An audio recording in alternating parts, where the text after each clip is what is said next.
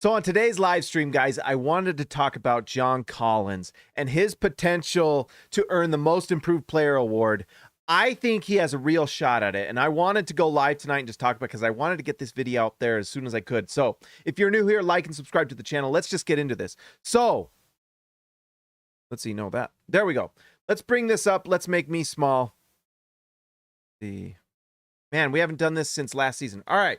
So why do I think that John Collins can win Most Improved Player? Well, I think there's a lot of opportunities here. He has got a solid starting position with the Utah Jazz. We've heard rumors about Keontae George and his possibility of getting the start, but I don't think we're seeing Taylor Hendricks start anytime soon. He is going to be allowed to just come along slowly, and I think most of that is because John Collins is now on the Utah Jazz. So let's just take a look. And this is just basic stats from John Collins, but I think they tell a story.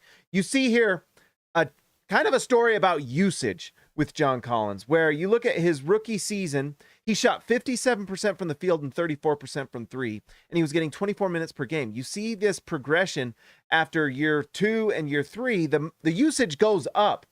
And also the percentages. So you look at this. Well, 57, 56, 58. So he stays in that high 50s right there.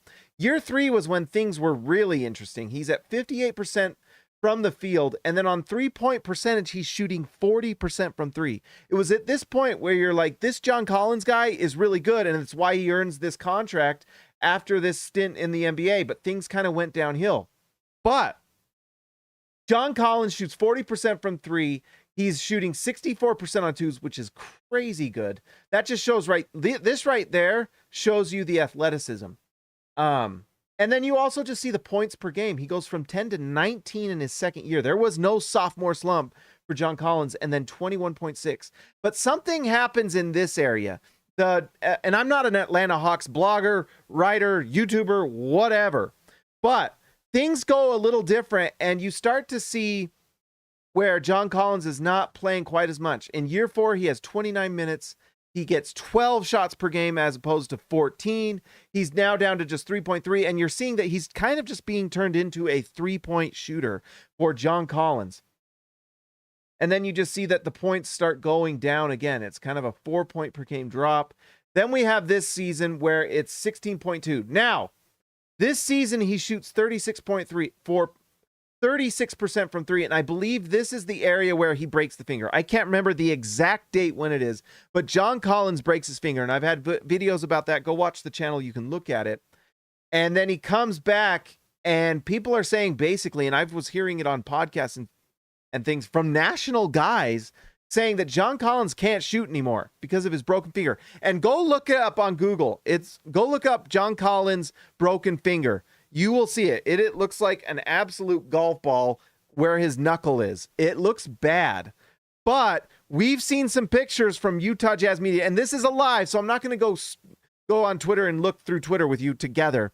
But if you go look at some of the pictures of John Collins, we were looking at as a team from SLC Dunk, that finger looks like it's healthy. And they asked him about it during the media day, and they asked him, could his 3-point percentage go back up? And it's sounding like he definitely believes he can. He said basically, and I'm paraphrasing, "You're dang right it will. I just need to get the shots up." And I think John Collins is just really ready to have a big jump, because look, you have a guy that has 21.6 point per game potential. And last season he's going 13.1, and that was with 71 games started. We had so many things going on here where he was not happy. The culture there was bad. They go through multiple coaching changes. You have everyone trying to make Trae Young as happy as could be. Move this up. Does that still work? Yes. And John Collins felt kind of like the guy that was taking the fall for this team, or at least he was just not getting the shots. I mean, it's just inarguable. You go from 14 shots per game to just 10. His field goal percentage went down. His 3-point percentage went down. So if this 3-point percentage goes up, you could see that. So what can we expect from John Collins? Well, we saw someone in Colin Sexton come to the Jazz and had a career year in percentage. In fact, let's just bring that up. Let's just bring up Colin Sexton and show what happened with him, and then kind of compare maybe what we can see with John Collins. You can see that career 19 points. Well, what happened with Colin Sexton, let's go to his career arc. So look, he's getting game starts with Cleveland Cavaliers. This season was when he had that bad injury. He returns and gets healthy and comes back to the Utah Jazz. Coming back from injury with Will Hardy's system, look what he's doing. 50% from the field, career high. 39% from three, which is right at his 1 percentage point below his career average, his career high from 3 points. So he goes from 24% that year he started with Cleveland, comes back from injury, and then shoots nearly his career high from three. He's doing it on just 2.5 attempts, and I don't have an ability right now to go look at spot ups and pull ups. But look at this. Effective field goal percentage, 55%. The efficiency is through the roof. What's the story here?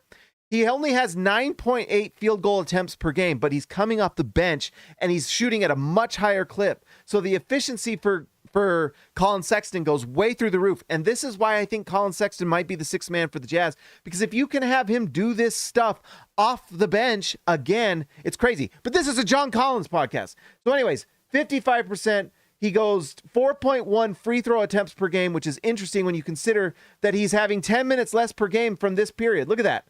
He's getting the same amount of free throws with less minutes, except for this season where he was actually playing pretty darn good. Look at that, 50% from the field, but 54. This is what's crazy. Look at these percentages. 54% from three, 39%.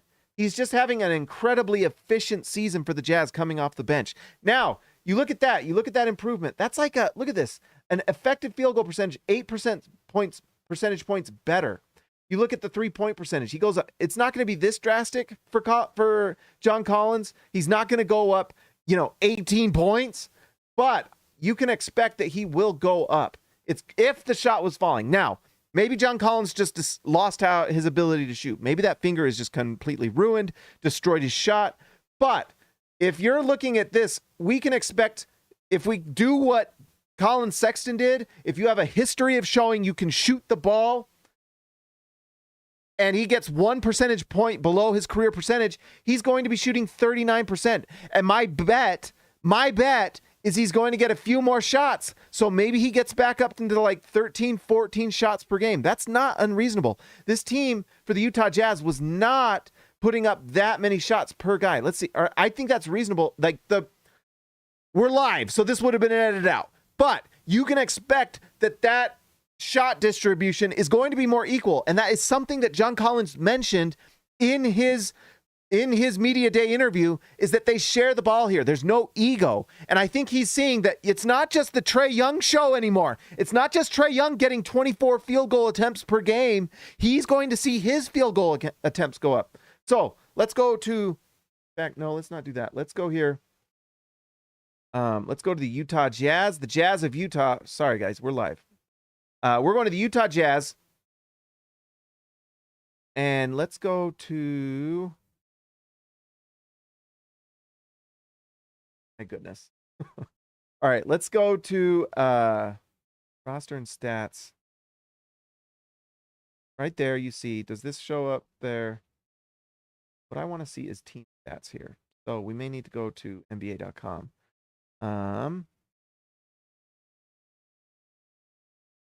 Per game. All right, let's do this. Okay, look. Here we go. Gosh, that took forever. But look at this. Malik Beasley took 12.2 shots per game. Look at this shot distribution. It's all over. Lauri Markkanen was the #1 guy for the Utah Jazz, and he takes 17 field goal attempts per game on just crazy efficiency. Jordan Clarkson, let's just look at this. Look at this. 16.9 shots per game for Jordan Clarkson. I assume Jordan Clarkson is going to be taking shots. I don't know if he's going to be taking that many.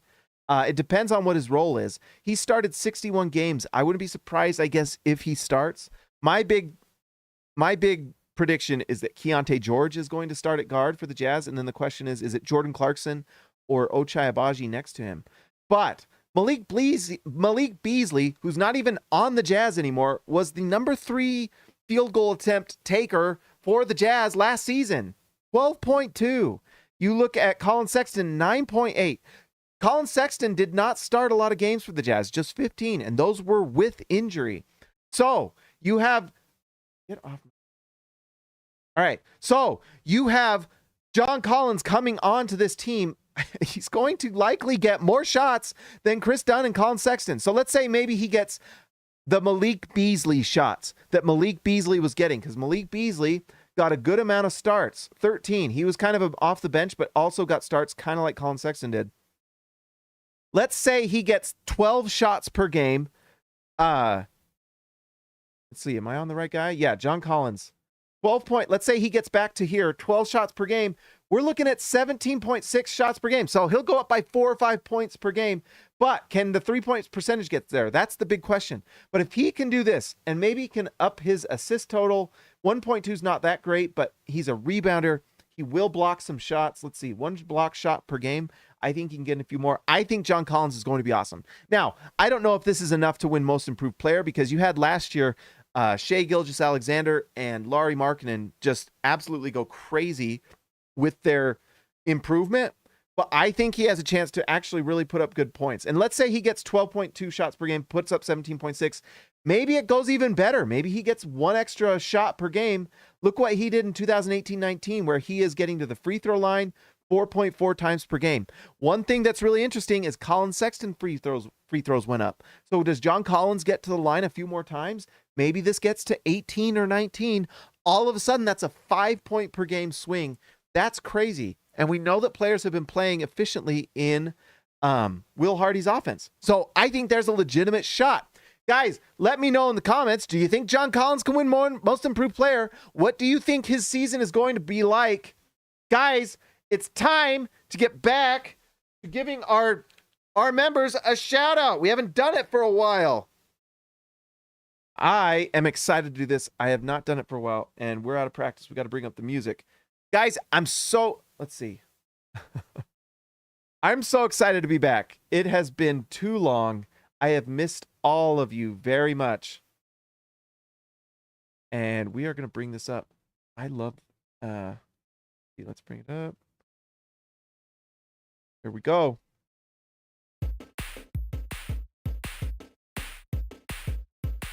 Wait, we don't need that so big. Yes, it's playing. We can hear it. We can hear it. Can you hear me? Because I can hear it.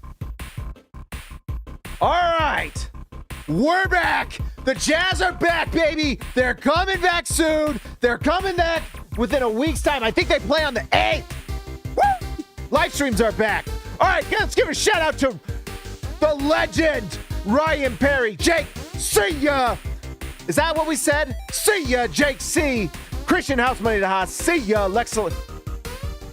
Oh, that's right. I forgot. We got to get this right. It's been a few months. Can he? Yes, Jake. Yes, Jake C. can. Christian House Money to Haas. See ya, Lexelator. Built Ford Tufts. Alexander Tufts. Jorge Arrizaga, mi amigo de Bajo. Jordan the GOAT, Best Rule. TGD, Total Game Domination. Tyson Price, The Price is Right. X marks the spot for Zintas. Austin R. Grant, Editor Extraordinaire.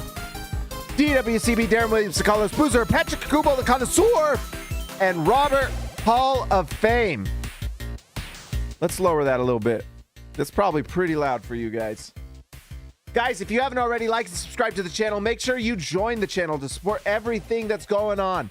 This is a purely Utah Jazz channel now. That's what we do. That's what we're talking about. That's how we're growing. Make sure you like and subscribe and come back, because we're going to be doing more and more and more. Guys, I will talk to you.